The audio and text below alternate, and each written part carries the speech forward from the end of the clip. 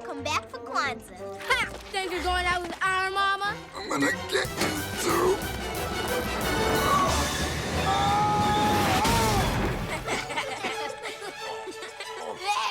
Get me out of here!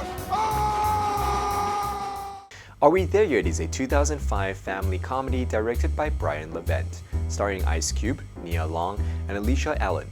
The film is a lighthearted tale about an unlikely bond formed between a man and his girlfriend's kids during a chaotic road trip, blending slapstick humor and heartfelt moments about family and responsibility.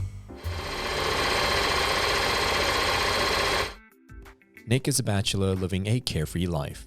He owns a sports memorabilia shop and prides himself on his independence, avoiding anything that might tie him down, especially kids. Nick one day meets Suzanne and is infatuated with her, a beautiful divorcee with 2 young children, Lindsay and Kevin. They proceed to spend time together. Suzanne, while charmed by Nick, is cautious about introducing him to her kids. Do you know, this whole time we've been hanging out, you've never once asked me about my kids. How they doing? I bet you don't even remember their names. Rudy and Theo? Nick. I think we should just be friends. When Suzanne is called away for work on New Year's Eve, she asks Nick to help by picking up her children to Portland and bringing them to her in Vancouver. Reluctantly, Nick agrees, seeing this as a chance to impress Suzanne. However, Lindsay and Kevin are determined to sabotage their mom's relationship with Nick, seeing him as a threat to their hopes of their parents reuniting. No eating in the car, no drinking in the car, and no smoking. I don't smoke. Good. Don't start on my watch. I don't want y'all to touch the radio. I don't even want you to sniff the new car smell. I want you to sit yourself down on that protective plastic and be seen, not heard. Comprende?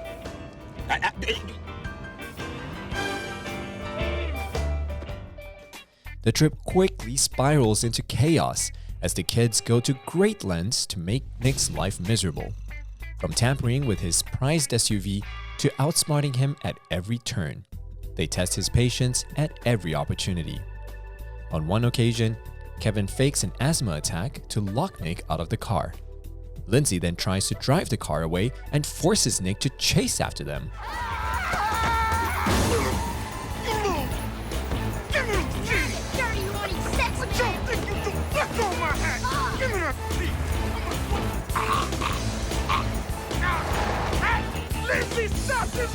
That man's setting a bad example for them kids.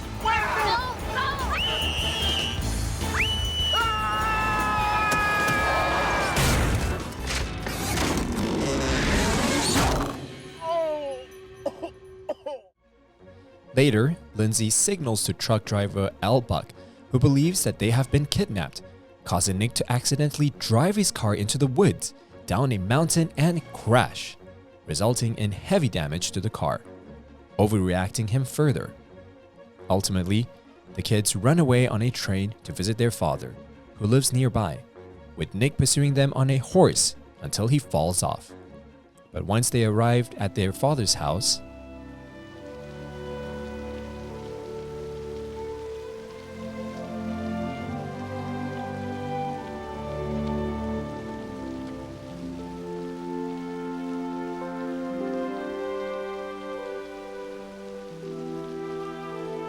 Come on, y'all. Let's get out of here.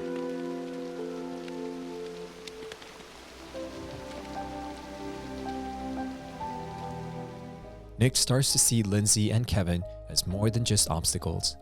He learns about their struggles, particularly their pain over their father abandoning them and their deep love for Suzanne.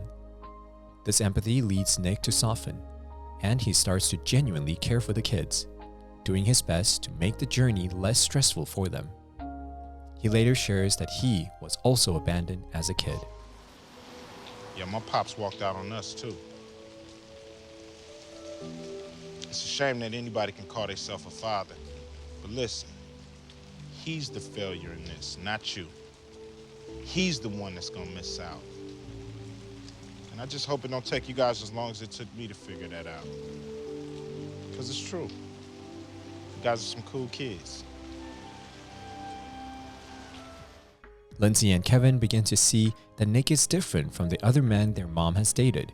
He's willing to stick around and fight for their family. After countless more mishaps, Nick managed to deliver the kids to Suzanne in Vancouver. By this point, the children have warmed to Nick and recognize his good intentions. Suzanne is impressed by Nick's patience and resilience, and the trip becomes a turning point in their relationship. Nick and Suzanne kiss right at midnight as they usher in the new year. It's New Year's. Aren't you supposed to kiss her?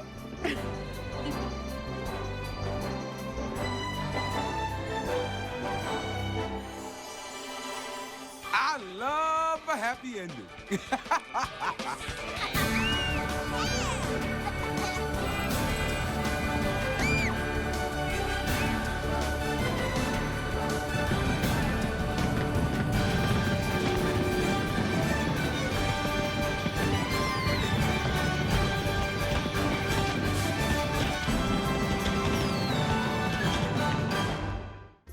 Are We There Yet explores themes of family, responsibility, and the challenges of blended families. It emphasizes the importance of patience, empathy, and persistence in building relationships, especially with children. The film also highlights how love and kindness can transform reluctant individuals into better versions of themselves, capable of embracing the joys and responsibility of family life. 接下来我们揭晓今天的学习内容。The phrase, "Don't start on my watch," is an assertive way of saying that certain behavior, actions, or events will not be tolerated or allowed while the speaker is in charge or present. It implies taking responsibility for maintaining order or setting boundaries during one's time of oversight. For example, "We've had enough drama in this office. Don't start on my watch. Let's keep things professional." The phrase setting a bad example means behaving in a way that others, especially those who look up to you, might imitate negatively. It implies that the actions are inappropriate, irresponsible, or unethical and could influence others to follow suit in a harmful or undesirable manner. For example, yelling at the staff in front of the kids is setting a bad example.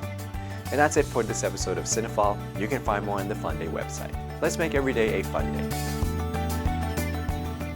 Hey, does this seem ripe to you? I don't know. I don't eat food unless it has an expiration date on it. Nick, you are funny. You eat worse than my 7-year-old son. You kind of dress like him, too. What's wrong with that? And do you know I have never seen you without a hat? You don't need to see me without my hat. Oh, come on, Nick. Let me see. What do you have under there?